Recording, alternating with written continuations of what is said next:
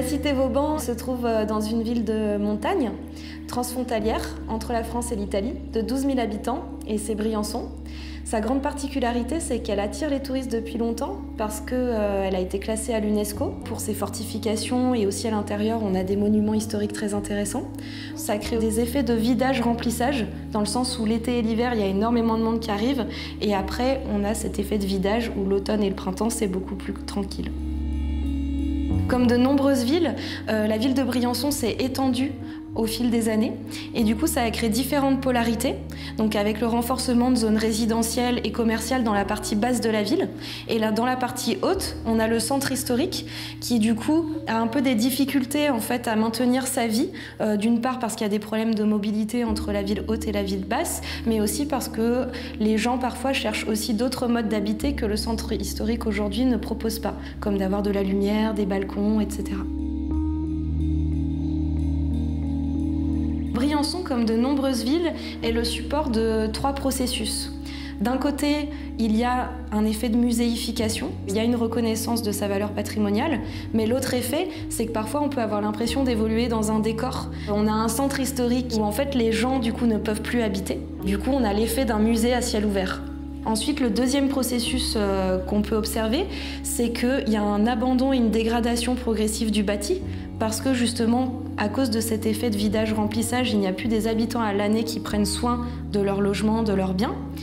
Et ensuite, le troisième processus qu'on a observé, c'est la persistance et le renouvellement des modes d'habiter.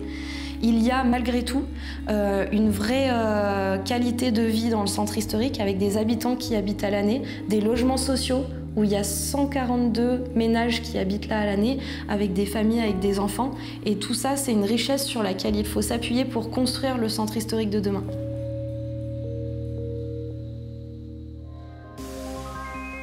Ça a commencé par une rencontre avec 2 enseignants-chercheurs, Marion Serre et Gabriele Salvin. Et ils nous ont demandé si la ville de Briançon était d'accord pour être laboratoire d'expérience pour travailler sur une thématique dans les centres anciens. Et pour nous, ça a été un oui tout de suite, puisque c'est important pour les élus de pouvoir travailler en collaboration avec des personnes qui font de la recherche. Lorsque la ville de Briançon a été lauréate avec le POPSU et dans le plan du PUCA, on a rencontré les enseignants-chercheurs et on a mis en place une méthodologie avec tout un travail au départ de diagnostic pour comprendre un petit peu ce qui se passait dans notre centre ancien. Et les enseignants nous ont présenté une cartographie. Et pour nous, ça a vraiment été tout de suite un révélateur. Alors cette cartographie définit plusieurs critères et plusieurs paramètres, notamment sur l'état du bâti. Donc il y a eu un travail îlot par îlot, immeuble par immeuble, pour connaître un petit peu comment le bâti était dégradé, à quelle hauteur, au niveau de la charpente, du toit, des façades, des éléments aussi patrimoniaux. Il y avait tout un travail avec le type de résidence. Est-ce que c'est de la résidence secondaire, de la résidence à l'année? Est-ce que dans les îlots et à l'intérieur des immeubles, comment sont organisés les étages? Et ça nous a vraiment tout de suite aidé à bien comprendre ce qui se passait dans notre centre ancien.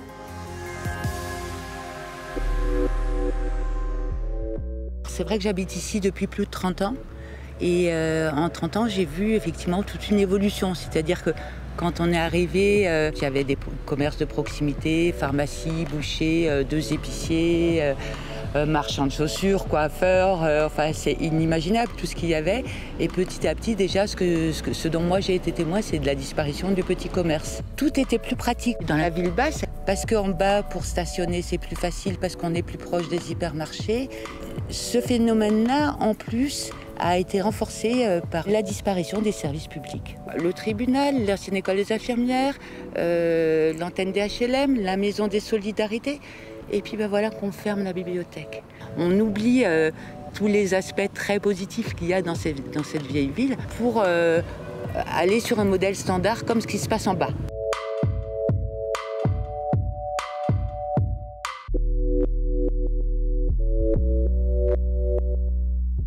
Briançon fait face à des défis qui concernent des petites villes comme des grandes villes, donc il parle pour ces villes et c'est ça qui est intéressant. Mais après, c'est vrai qu'il y a des vraies spécificités. La première, c'est qu'il y a des logements sociaux qui ont été construits dans les années 80, donc à une époque où on n'était pas encore dans la conservation à l'identique d'un centre, où on pouvait se permettre de faire des architectures contemporaines. La deuxième, c'est qu'il y a un engagement citoyen très fort, à la fois à l'échelle de la cité Vauban, mais aussi de Briançon. Tout le monde a conscience que la cité Vauban, c'est un bien commun, un patrimoine commun sur lequel il faut agir avec douceur, mais aussi action. Le projet sur lequel on travaille en ce moment pour essayer de dynamiser notre centre ancien, c'est un projet qui s'appelle la Cité des Arts. C'est de voir un peu comment justement on arrive à faire revenir une activité économique, culturelle à l'année. Et donc ce projet, c'est d'implanter des artistes dans la cité. Mais on a aussi la volonté de créer un centre d'interprétation et d'architecture du patrimoine. Notre deuxième projet, c'est aussi de travailler sur les logements. On va lancer une opération programmée d'amélioration de l'habitat pour travailler sur la qualité des logements. Il faut absolument qu'on trouve des manières nouvelles d'investir ces centres historiques, d'un point de vue économique, mais aussi social. Il faut inventer des programmations qui permettent aux bâtiments de revivre à partir d'un nouveau modèle économique. On est dans le pavillon du gouverneur, qui était l'ancienne demeure du gouverneur militaire et du colonel de Briançon. On a trouvé ce bâtiment il y a 1 an, donc on cherchait un bâtiment dans la montagne. Notre projet, c'est de créer un co-living. Co-living, c'est une évolution du coworking classique. Donc le coworking classique, c'est travailler ensemble, et le co-living, c'est travailler et vivre ensemble. Le type de gens qu'on veut faire venir, c'est des gens qui vont rester plus longtemps et ils vont pas hésiter à vouloir passer plusieurs mois dans un environnement. Nous, notre idée depuis le début, c'est vraiment de ramener ces gens pour qu'ils fassent en fait partie intégrante de la communauté. Et on pense que c'est une solution qui permettra de décélérer, on va dire, peut-être cette muséification en ayant en fait des gens qui vont rester en fait plus longtemps dans les endroits et vont le faire vivre en fait tout au long de l'année. Le cœur de la démarche repose sur la co-construction et la coopération. Donc on a construit le projet de recherche avec la municipalité. Ensuite, on a mis en place des ateliers citoyens et ensuite, ça nous a permis d'organiser une résidence d'architecture. Donc avec 18 étudiants et jeunes professionnels en architecture et en paysage qui sont venus 1 semaine à Briançon en intensif, intégrer eux aussi toutes les problématiques de la ville. C'est juste qu'en fait, au lieu d'avoir un grand escalier, on a plein de petits escaliers. Si on veut accueillir du public, on va juste se mettre aux normes maintenant. Cette résidence d'architecture, elle était là pour être un déclencheur de réflexion et d'un processus qui peut être approprié par la municipalité et les habitants pour aller plus loin derrière. Les jeunes architectes et paysagistes sont restés 1 semaine. On a fait des visites de terrain, on a fait du travail en atelier pour faire les projets et une restitution publique le dernier jour. Considéré comme une placette de... Le cœur ancien de Briançon est très dense et quand on a une hypothèse, c'est qu'en créant des espaces d'aération, on pouvait améliorer la qualité d'habitat, de diminuer les vis-à-vis, d'ouvrir de nouvelles vues et d'améliorer les qualités d'ensoleillement des logements. La présentation sera demain, donc du coup on est encore un peu dans l'étape où on produit, on est heureux de nos dessins et on espère avoir un discours assez cohérent et que les gens comprennent les intentions et arrivent à s'adapter et à imaginer qu'ils les voudraient aussi.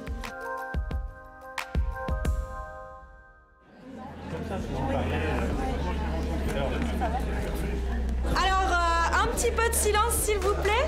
Donc on est aujourd'hui réunis comme vous le savez pour une restitution de travaux. Les projets qui ont été explorés pendant cette semaine intensive, ils avaient vocation à ouvrir des pistes de réflexion sur 2 sujets. Le premier, il est architectural. Quel équilibre trouver entre une conservation du patrimoine et sa transformation? Et le deuxième, il est plus social, programmatique. C'est-à-dire comment est-ce qu'on peut aller au-delà de la monoculture touristique? Comment est-ce qu'on peut proposer d'autres programmes pour conserver un centre habité au quotidien à l'année? Oui, j'ai trouvé magistral et l'énergie que vous avez déployée et la finesse d'analyse. C'est quand j'aurai le balcon, là. Je pense que toute cette équipe de l'architecture, ils ont fait un excellent travail. Ils ont fait une recherche formidable. C'est intéressant parce que dans leur projet, ils ont pris en compte les habitants, justement, qui vivent dans cette ville. Et les ouvertures possibles, moi, ce que j'ai noté, c'est aussi les ouvertures possibles entre le haut et le bas. C'est des choses qui paraissent accessibles et envisageables. Et donc, de ce point de vue, je trouvais ça génial. Et après aussi, la réhabilitation, tout le sens qui est apporté justement dans une meilleure vie, plus agréable, plus confortable, plus avec du lien social, du partage, une vie en communauté qui est celle de la vieille ville. Il y a une enceinte tout autour, on est tous à vivre à promiscuité les uns des autres. Donc évidemment que c'est une vie qui doit être coopérative et communautaire.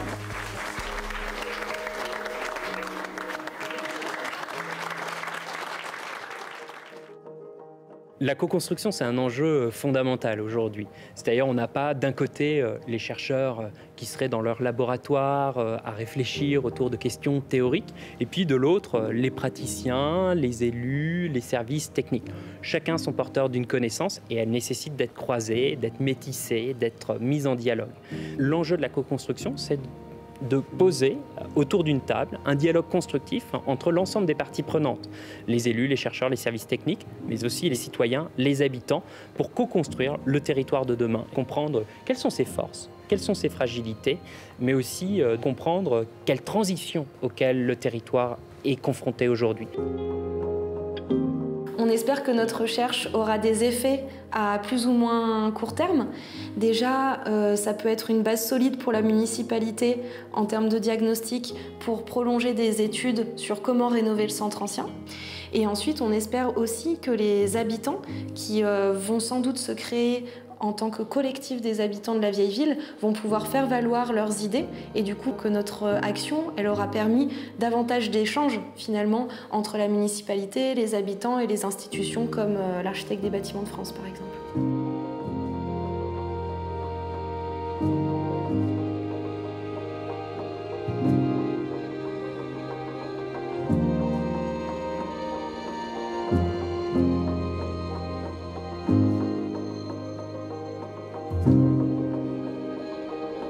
Thank you.